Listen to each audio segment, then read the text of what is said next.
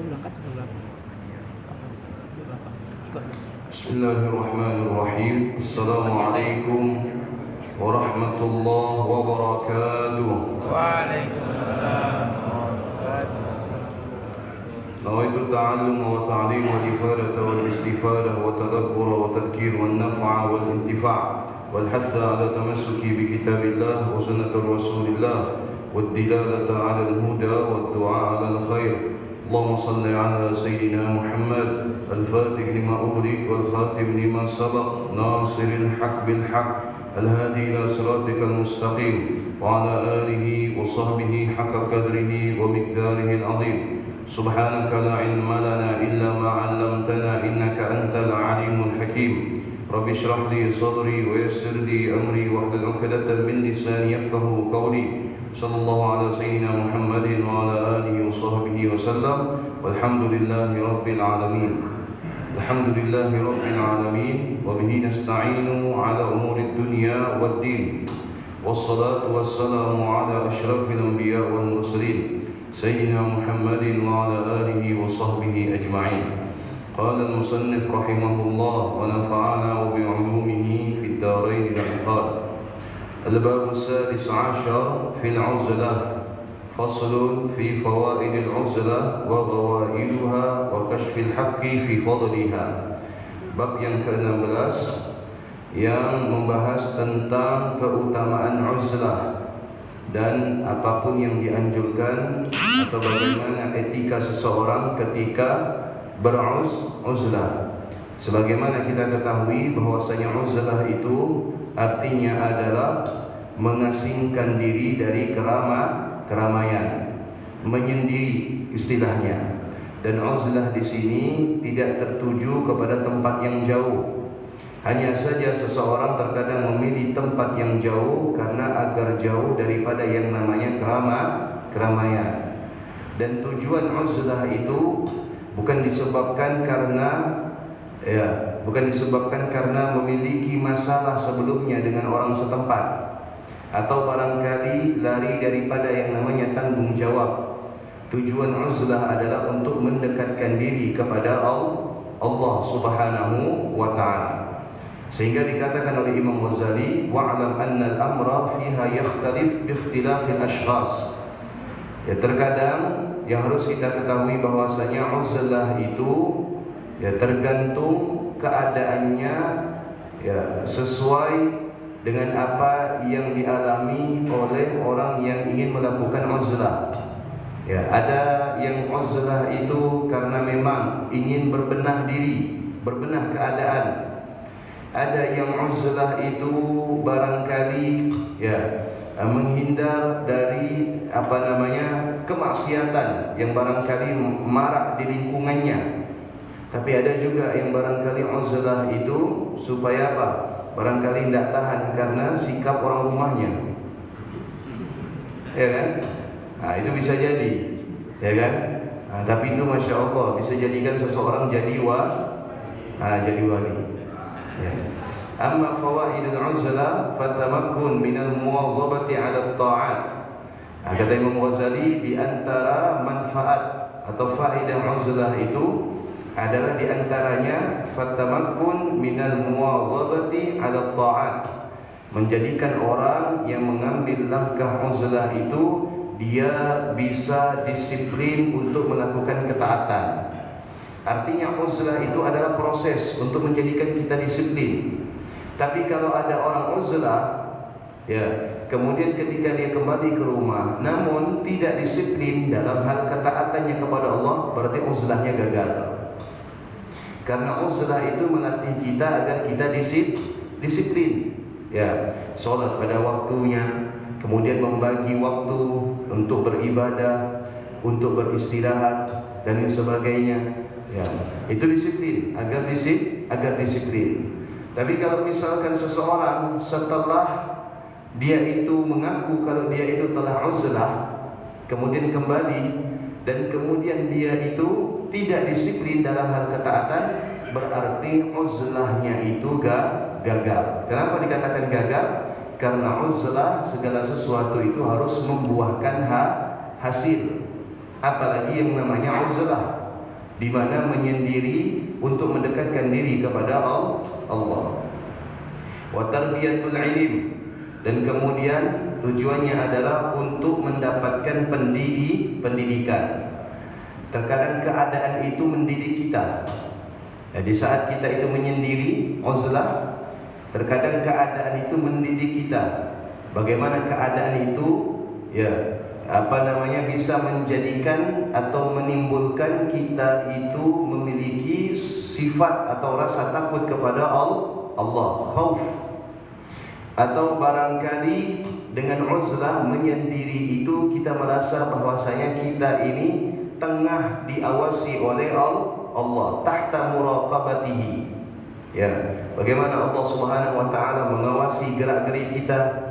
Bukan saja yang diawasi itu sesuatu yang bergerak secara fisik, tetapi yang diawasi itu juga adalah sesuatu yang bergerak, yang disebut dengan sifat.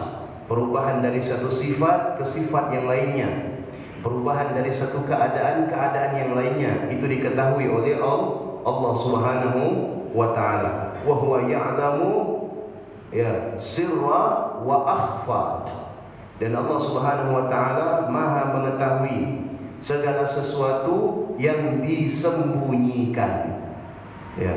Bukan saja Allah mengetahui apa yang tampak dari kita, tapi apa yang disembunyikan dari kita, Allah Subhanahu wa taala Maha mengetahui. Wa takhallus min irtikabil manahi allati yata'arradu al-insan laha bil mukhalatati karriya wal ghibah wa tarkil amri bil ma'ruf wan nahyi 'anil munkar. Dan salah satu di antara sekian banyak manfaat uzlah, kata Imam Ghazali, adalah at-takhallus min irtikabil manahi, berlepas dari segala macam bentuk kemungkaran. Allati yata'arradu al-insan laha bil mukhalatati, di mana bentuk kemungkaran ini terkadang bertolak belakang dengan apa yang dilakukan umumnya manusia. Terkadang ada satu perkumpulan itu kerjaannya gosip aja, betul tak? Terkadang ada satu perkumpulan itu yang dibicarakan hal-hal duniawi saja.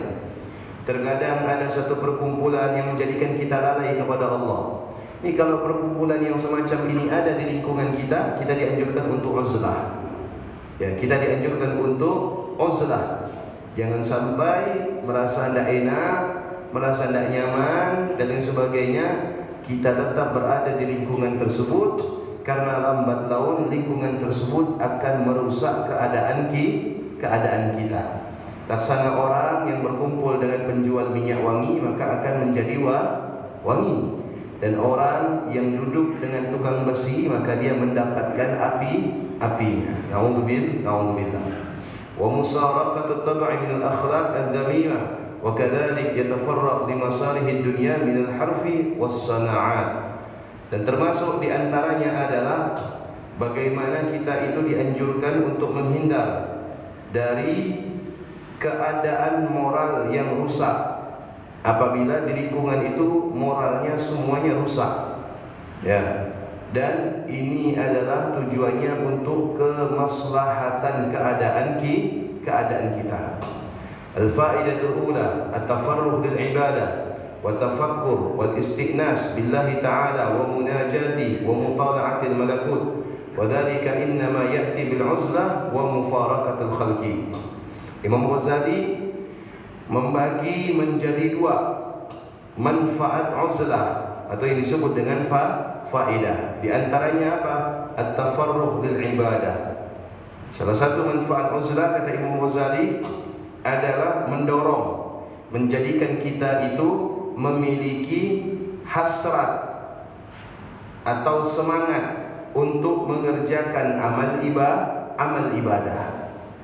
Kalau orang uzlah tapi tak semangat untuk ibadah, berarti uzlahnya gagal. Karena tujuan uzlah itu adalah menyemangatkan diri kita agar kita ini ibadah. Karena udah tidak ada gangguan. Tidak ada gangguan. Apa yang menghalangi kita? Tak kala kita itu uzlah untuk beribadah, tidak ada. Tidak ada yang ngajak main gaple, tidak ada yang ngajak nonton bola, tidak ada yang ngajak mancing, tidak ada yang ngajak ngadu burung, ya kan? Tidak ada itu semua. Ya, apa yang menjadikan kita itu malas ibadah? Kalau misalkan kita masih di rumah, barangkali maghribnya terlambat, apa pula nunggu burung, ya, nurunkan ke layar, ya, ngapa subuhnya telat, ya. Kalau terus gaplek, kena hukum penasaran sampai menang, tak menang-menang. Ya, ini telinga udah kanan kiri merah dah, digantungkan baterai. Ya kan? Apa yang menjadikan seseorang itu malas untuk beribadah? Banyak sebabnya. Kok dia tahu punya pengalaman? Ya kan? Banyak sebabnya menjadikan seseorang itu malas ibadah. Akan tetapi dengan uzlah itu akan mendorong seseorang itu giat untuk beribadah. Ya, dibalas itu semua. Kalau waktu di rumah saya tu tahan malam-malam sampai subuh main gaplek, diganti dengan membaca Al-Quran. Kalau kebiasaan di rumah itu sering telat maghrib nunggu burung, ya kan? Masukkan burung dulu, mandikan burung dulu dan lain sebagainya. Ini maghribnya tidak pernah terlambat lagi, karena orang uzlah tidak bakal bawa burung. Ya, kecuali burung pribadi, ya kan? Peliharaan itu tidak mungkin dibawa. Nah, itu semua tidak akan menjadi penghalang karena sudah tidak ada. Ya, artinya mendorong untuk melakukan ketaatan itu lebih mudah karena tidak ada gangguan. Nah, kemudian di antara yang kata Imam Ghazali, at-tafakkur. Tafakkur ini artinya merenung. Bapak Ibu yang dirahmati Allah Subhanahu wa taala, kita tafakkur ni pakai apa? Tafakkur ni, merenung ni pakai apa kita? Pakai akal. Akal itu punya ibadah, punya kewajiban kepada Allah. Jadi semua yang Allah ciptakan dari ujung rambut sampai ujung kaki itu punya kewajiban.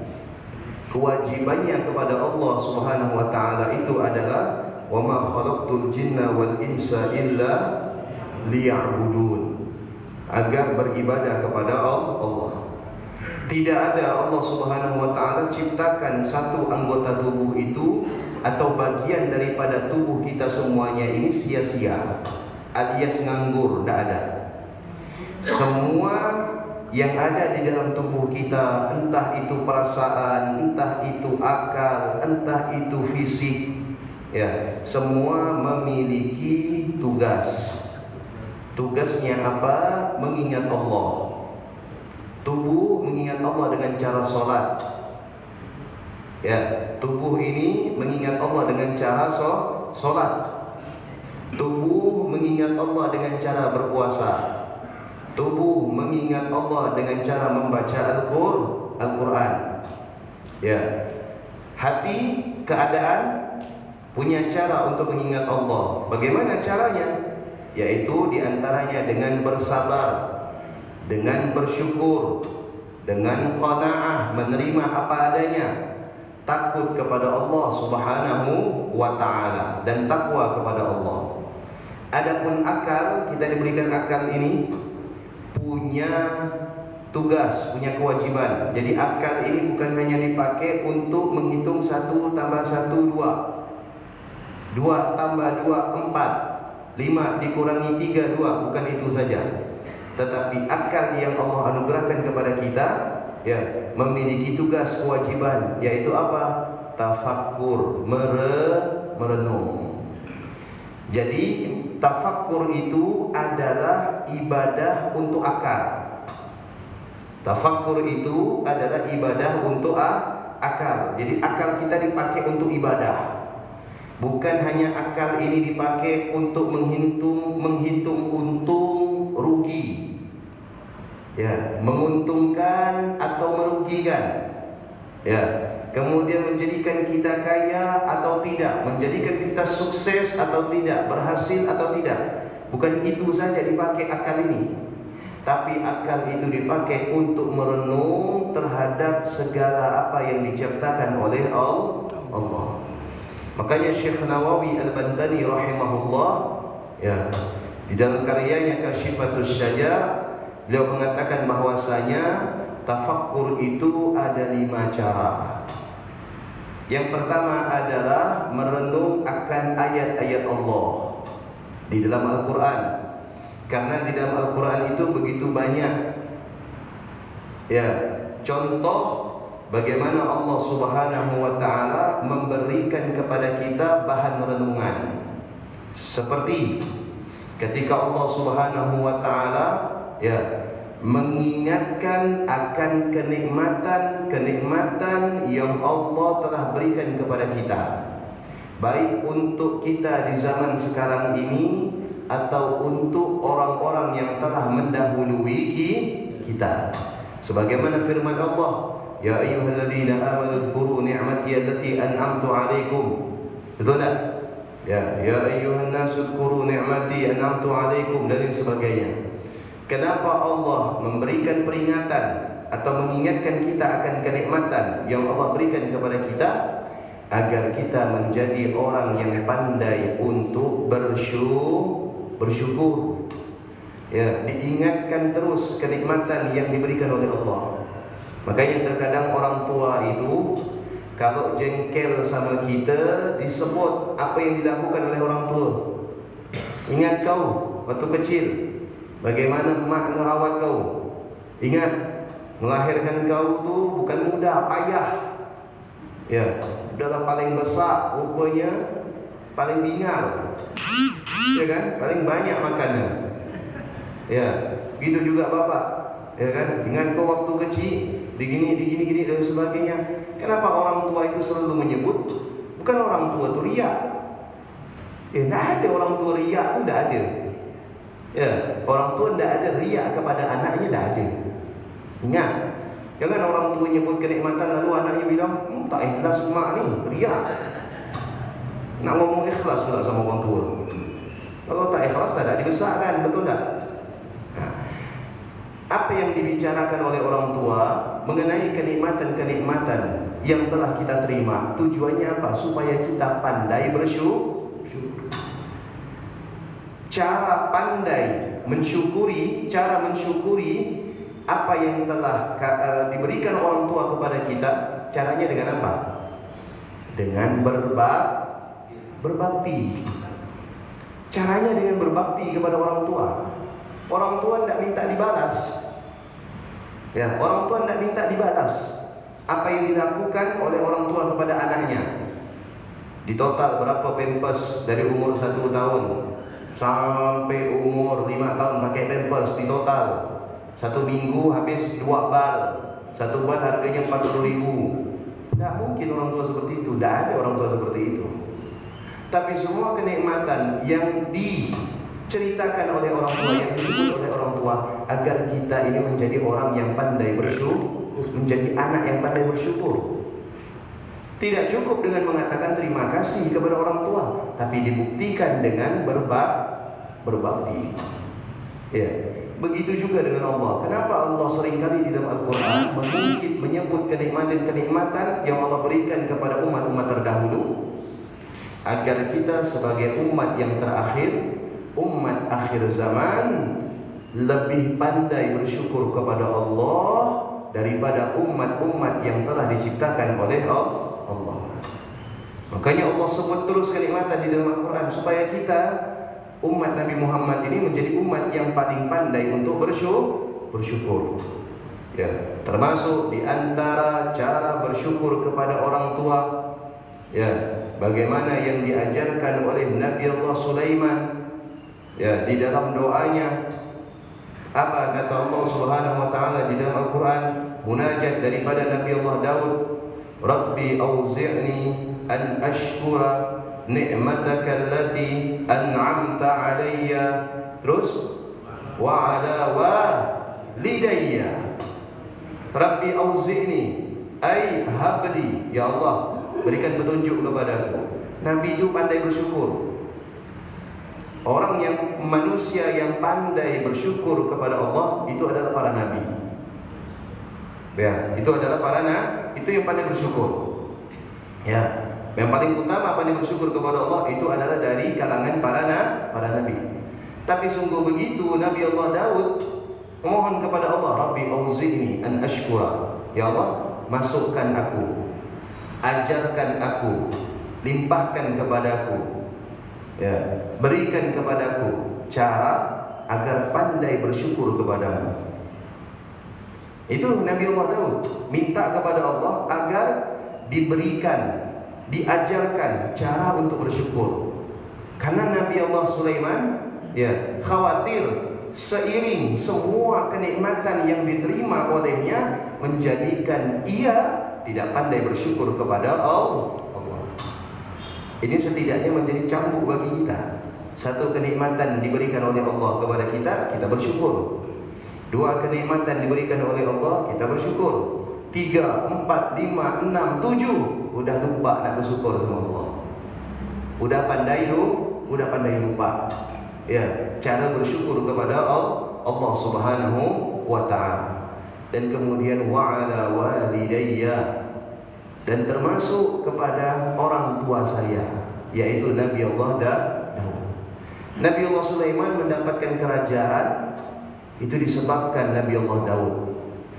Nabi Allah Sulaiman pandai berbicara dengan binatang itu disebabkan Nabi Allah Daud. Jadi apa yang didapatkan oleh Nabi Allah Sulaiman itu adalah buah daripada Nabi Allah Daud. Ibaratnya Nabi Allah Sulaiman ini tinggal menerima. Sama kita sebagai anak juga demikian. Walaupun kita sekarang ini seorang manajer, orang tua kita dulu hanya seorang pedagang, ketahuilah bahwasanya dengan diangkatnya derajat kita sebagai seorang manajer itu berkat orang tua. Walaupun sekarang ini kita seorang yang pandai dan kita punya orang tua tak bisa baca, tak bisa ngitung, tak bisa nulis, artinya bukan orang tua tidak bisa menjadikan kita seperti ini, tapi ketahuilah bahwasanya kita seperti ini sebab orang tua kita. Kalau orang tua kita tidak bisa mengajarkan kita, minimal orang tua kita pasti mendoakan kita. Karena barangkali orang tua di dalam doanya meminta kepada Allah agar anaknya tidak diberikan pengetahuan sebagaimana pengetahuannya yang terbatas, agar anaknya tidak dijadikan sebagaimana dirinya yang tidak pandai membaca dan menulis, dan Allah jadikan anak-anaknya pandai membaca dan menulis. Itu sebab orang tua. Makanya di dalam ayat-ayat Al-Quran Allah mengungkapkan tentang kenikmatan supaya kita pandai bersyukur. Ada juga di dalam Al-Quran, katanya Syekh Nawawi Al-Bantani, bagaimana Allah Subhanahu wa ta'ala menceritakan tentang siksaan atau azab. Apa itu semua? Apakah untuk menakut-nakuti kita? Kata Syekh Nawawi Al-Bantani bahwasanya tatkala Allah menceritakan tentang azab atau siksaan atau hukuman, supaya di dalam diri kita ada rasa takut kepada Allah Subhanahu wa ta'ala. Takut kepada Allah dalam arti adalah takut untuk tidak meninggalkan segala macam bentuk ketaatan kita kepada Allah, dan takut dengan cara meninggalkan segala macam bentuk larangan Allah Subhanahu wa ta'ala. Itu adalah jenis ibadah daripada ibadah tafakkur. Makanya apa yang Allah ciptakan di dalam tubuh kita semuanya memiliki kewajiban. Oleh Allah Subhanahu wa ta'ala dikatakan di dalam Al-Quran, apa kata Allah Subhanahu wa ta'ala? Ya.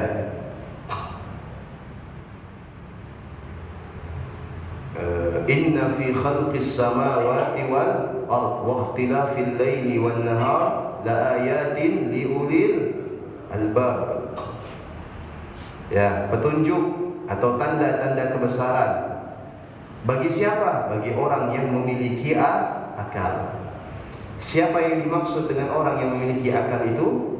Orang yang menggunakan akalnya untuk alladzina yadhkurunallah. Mengingat Allah ini kan pakai akal. Betul tak? Mengingat Allah ini pakai akal. Makanya orang gila dia tidak ingat Allah. Dia tidak wajib untuk ingat Allah. Dia tidak wajib solat, tidak wajib puasa, karena akalnya tidak bekerja. Ya, tapi kita yang akalnya ini sehat, normal, punya kewajiban apa? Untuk senantiasa mengingat Allah. Alladzina yadhkuruna Allah qiyaman wa qu'udan wa 'ala junubihim wa yatafakkaruna fi khalqis samawati wal ard. Rabbana ma khalaqta hadza batila subhanaka faqina 'adzabannar. Tidak ada yang diciptakan oleh Allah tu sia-sia, tu tidak ada. Kalau kita makhluk ini punya sesuatu ada yang sia-sia. Ini mohon maaf, ya kan? Beli motor satu, dikasih sama Allah rezeki, beli lagi satu. Dikasih sama Allah rezeki, beli lagi satu.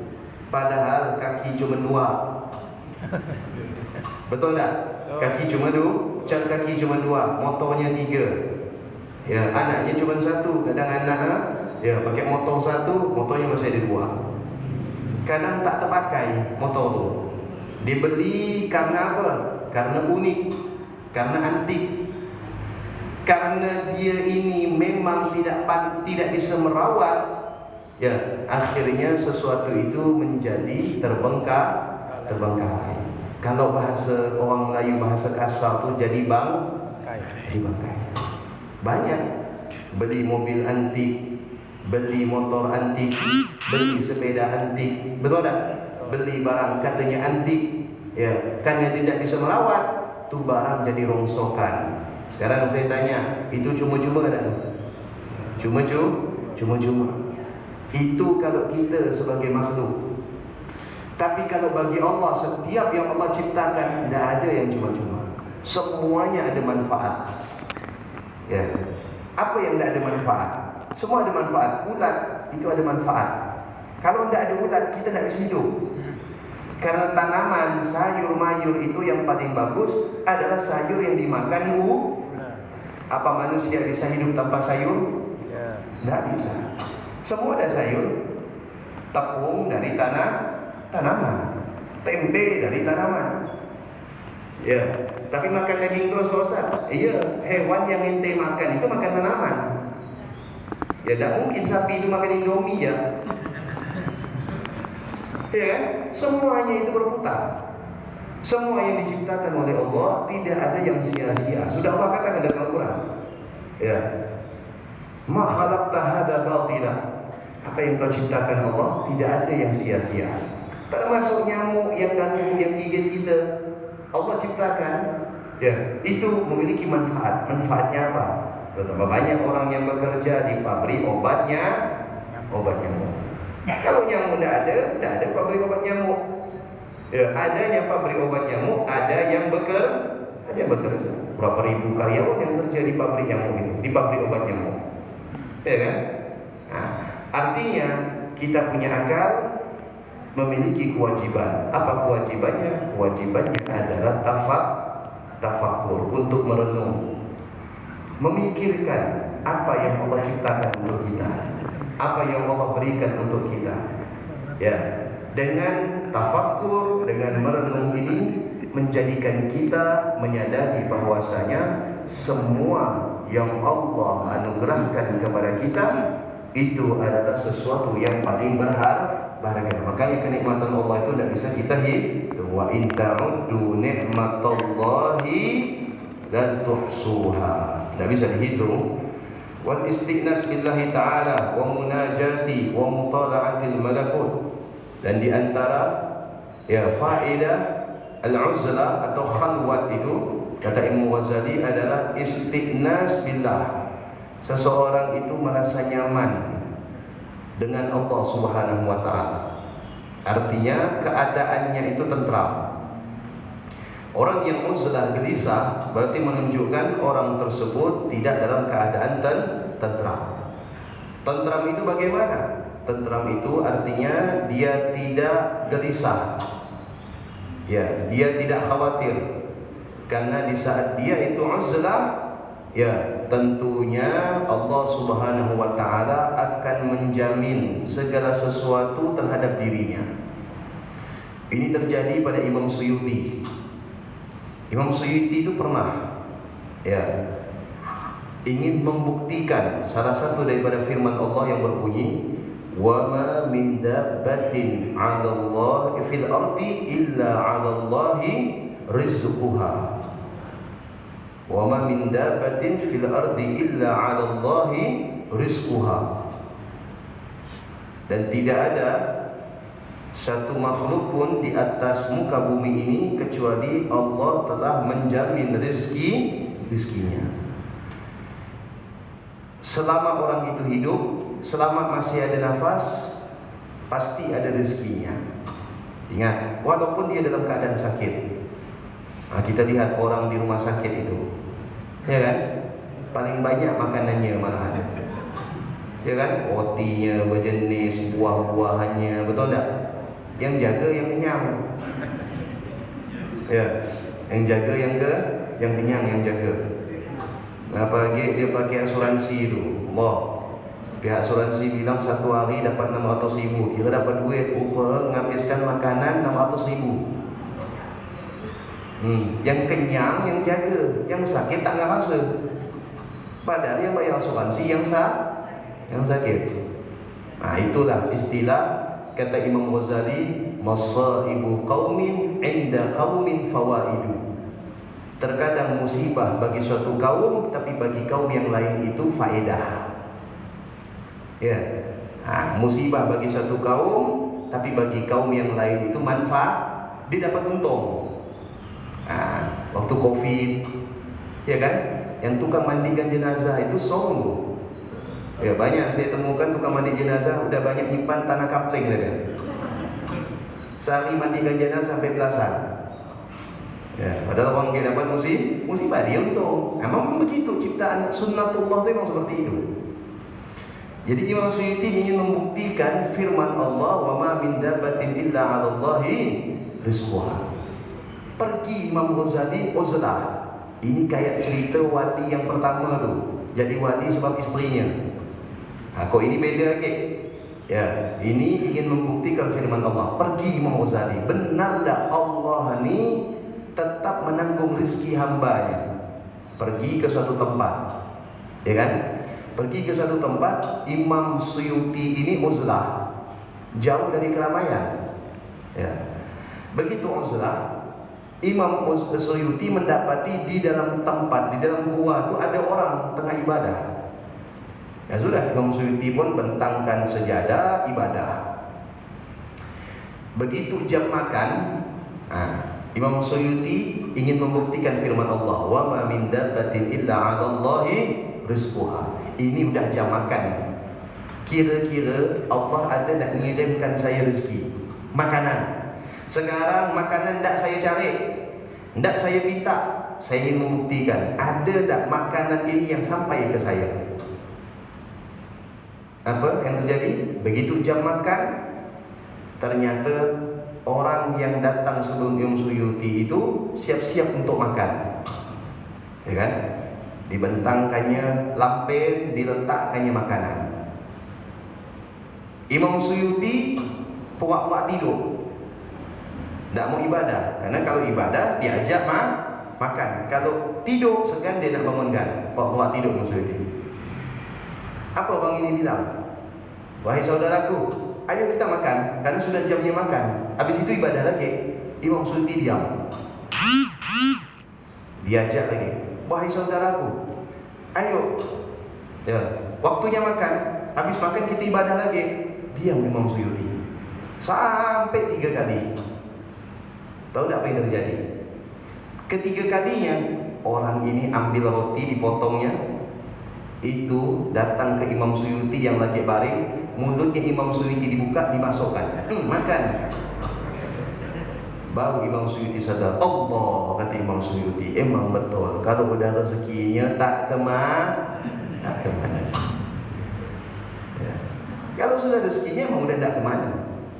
Makanya para ulama mengatakan rezeki itu ibarat ajal, tak perlu kita cari, datang sendiri. Ya. Rezeki itu ibarat ajal. Rezeki itu yang mendatangi kita. Ya. Mati jangan dicari, tapi mati itu akan datang pada waktunya. Ya. Nah itu pengalaman Imam Ghazali, bagaimana Imam Ghazali itu ingin membuktikan firman Allah, wa ma min dabbatin illa 'ala Allahi rizquha. Bapak Ibu coba lihat, dalam batu tu terkadang ada ulat tak? Ada kan? Dalam batu tu ada ulat. Kadang kita ngerapikan batako, dalamnya ada cacing. Ya kan? Ya. Kalau kita fikir macam mana cacing ni makan, sedangkan dia berada di tumpukan batu. Bagaimana ulat ini bisa makan sedangkan dia berada di dalam batu? Tak ada ceritanya cacing tu datang ke kita kelaparan, ulat datang ke kita kelaparan. Betul tak? Sudah dijamin rezekinya oleh Allah Subhanahu wa ta'ala. Tapi Pak Ustaz, kalau tak kerja tak dapat makan. Betul. Tapi ingat, tidak boleh kita meyakini bahwasanya hanya dengan bekerja kita itu bisa makan. Tidak boleh. Kalau kita meyakini hanya dengan kerja kita itu bisa makan, seakan-akan kita meragukan atas ketetapan yang telah ditetapkan oleh Allah Subhanahu wa ta'ala. Karena Allah sudah mencukupi setiap hamba-hambanya sebelum lahir di dunia ini, rezekinya, umurnya, kesehatannya, baik dia itu bahagia atau sengsara. Jadi selama nafas itu ada, selama itu juga rezeki itu masih diberikan oleh Allah. Kalau nafas sudah tidak ada, meninggal, berarti ketetapan rezeki terhadap orang tersebut sudah dicabut oleh Allah Subhanahu wa ta'ala. Wa dzalika innama ya'ti bil 'uzlah wa mufaraqatil khalqi. Nah, itu tadi nikmatnya ibadah, semangatnya ibadah, kemudian merasa nyaman dengan Allah Subhanahu wa ta'ala tidak didapatkan, kata Imam Ghazali, kecuali dengan cara uzlah wa mufaraqatil khalqi, atau menjauh dari yang namanya keramaian. Walihada qala ba'dul hukama, oleh sebab itu sebagian ahli bijak mengatakan, wala yatamakkanu ahadun minal khulwah illa bil unsi bi kitabillah wal mutamassikuna bi kitabillah humul ladzina istarahu minad dunya bi dzikrillah wadzakiruna Allah ta'ala 'aishu bi dzikrillah wa matu bi dzikrillah. Sebagian ahli hikmah mengatakan, ya, orang-orang bijak mengatakan, wala yatamakkanu ahadun minal khulwah illa bil unsi bi kitabillah. Artinya wala yatamakkanu ahadun minal khulwah, seseorang ketika khalwat itu tidak mendapatkan apa-apa melainkan, ya, dia itu lebih sering, ya, untuk memutalaah kitabullah. Artinya orang yang uzlah, ya, dia tidak mendapatkan apa-apa. Dia tidak mendapatkan kekayaan, dia tidak mendapatkan kemakmuran, tapi yang dia dapatkan adalah peluang untuk senantiasa membaca kitabullah. Artinya apa? Terkadang kita ini baca Quran di masjid belum tentu nyaman. Betul tak? Belum tentu nyaman. Apalagi kita terkadang membaca Al-Quran di rumah, itu juga tidak nyaman. Tapi kata Imam Ghazali, setidaknya dengan khalwah, ya, yang kita dapatkan dari sekian banyak, yaitu adalah merasa nyaman dan merasa nikmat ketika kita membaca kitabullah. Wal mutamassikuna bi kitabillah alladzina istarahu minad dunya bi dzikrillah. Orang yang dianggap berpegang kepada kitabullah itu bukan orang kemana-mana bawa Al-Quran, bukan. Tapi yang dimaksud orang berpegang kepada kitabullah adalah orang yang mengistirahatkan dirinya dari kesibukan dunia agar senantiasa mengingat Allah. Orang yang mengistirahatkan dirinya dari kesibukan dunia untuk mengingat Allah. Karena kesibukan yang kita lakukan, ya, dengan mengingat Allah itu tidak bisa disatukan, kata Imam Ghazali. Kalau kita ingin fokus mengingat Allah, maka singkirkan yang namanya kesibukan. Karena kalau kita sambil menyibukkan diri kita dengan selain mengingat Allah, maka kita tidak akan mudah untuk mengingat Allah Subhanahu wa ta'ala. Wadzakirunallah. Siapa yang dimaksud orang yang mengingat Allah? Adzakirunallah itu siapa? Orang yang mengingat Allah itu apa? Apa kemana-mana bawa tasbih? Tidak. Apa kemana-mana bawa Al-Quran? Tidak. Apa kemana-mana dia nyebut Allah, Allah, Allah? Tidak. Yang dimaksud adalah asyu bidzikrillah. Tak kala hidup dia ingat Allah. Wa matu bidzikrillah. Tak kala mati menyebut nama Allah. Ya. Orang yang ahli zikir adalah orang yang semasa hidupnya ingat Allah dan matinya juga ingat kepada Allah. Kenapa?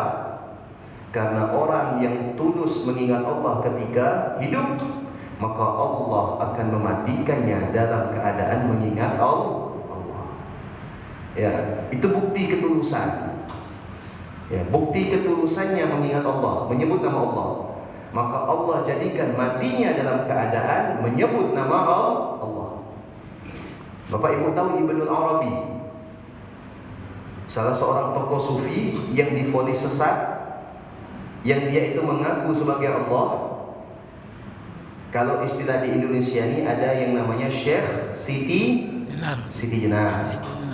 Nah, itu dianggap orang yang sudah fana ya dengan Allah, orang yang sudah tenggelam dengan mengingat Allah. Jadi dia tidak mengingat kecuali Allah, termasuk dirinya di rendahnya. Ibnul Arabi ini ketika ditanya, ya, Anda siapa? Dia jawab Allah. Siapa yang menjahit baju ini? Allah. Siapa yang berdiri? Allah. Ya, dijawabnya Allah terus. Akhirnya oleh para ulama divonis Ibnul Arabi sesat, khawatir sikapnya ini mempengaruhi orang lain yang tak memiliki pondasi yang kuat. Akhirnya nanti orang lain yang tak punya pondasi yang kuat ngaku juga Allah, saya Allah, saya Allah. Nah, kemudian divonis hukum mati. Bapak Ibu tahu bagaimana Ibnul Arabi ketika akan dipancung ditanya lagi oleh Dewan Hakim atau Mahkamah Syariah untuk memastikan beliau ini tidak sesat. Ya, ditanya, wahai Ibnu Arabi, Anda ini siapa? Allah, jawabannya. Anda ini siapa? Allah. Anda ini siapa? Allah, katanya. Ya sudah, berarti divonis hukum mati. Begitu Al-Gojo siap memenggal kepala Ibnu Arabi, Ibnu Arabi terus menyebut Allah, Allah, Allah sampai pedang itu diayunkan, kemudian putus kepala Ibnu Arabi dan darahnya itu muncrat ke tembok. Apa yang terjadi? Darahnya itu muncrat ke tembok menghasilkan tulisan Allah. Nah, itu hidup matinya karena Allah. Nah, ini kata Imam Ghazali dibuktikan orang yang tulus mengingat Allah, maka matinya Allah akan jadikan keadaannya itu mengingat Allah. Makanya kita melihat ada orang yang meninggal dalam keadaan sholat, ada orang yang meninggal dalam keadaan membaca Quran, ada orang yang meninggal dalam keadaan ibadah. Itu adalah orang-orang istimewa yang Allah jadikan kematiannya itu pertanda apa yang ia lakukan itu adalah tulus. Ya, makanya kita minta kepada Allah jangan kita itu diberikan musibah di dalam agama. Musibah dalam dunia itu adalah musibah yang paling nikmat.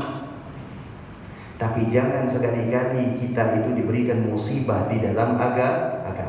Makanya di dalam doa dikatakan wala taj'al musibatana fi dinina. Jangan jadikan, jangan catat, jangan takdirkan ya di dalam agama ini kami harus menerima musibah. Apa musibah dalam agama itu? Mati dalam keadaan su'ul khotimah, menipisnya iman, rusaknya akidah, lalai untuk melakukan kewajibannya kepada Allah, lupa kepada Allah Subhanahu wa ta'ala. Mudah-mudahan bermanfaat. Semoga Allah jadikan kita ahli zikir yang hidupnya dan wafatnya dalam keadaan mengingat Allah. Amin. Dan semoga Allah Subhanahu wa ta'ala menjadikan kita orang-orang yang senantiasa mengingat Allah dimanapun dan kapanpun. Dan semoga Allah Subhanahu wa Ta'ala senantiasa mengingat kita dan menganugerahkan kepada kita keistiqomahan dan ketaatan. Dan semoga Allah Subhanahu wa Ta'ala menjaga keadaan kita dari segala macam fitnah dunia dan fitnah agama. Amin ya rabbal alamin. Bismillahirrahmanirrahim. Subhanakallahumma wa bihamdika asyhadu an la ilaha illa anta astaghfiruka wa atubu ilaik. Assalamualaikum warahmatullahi wabarakatuh.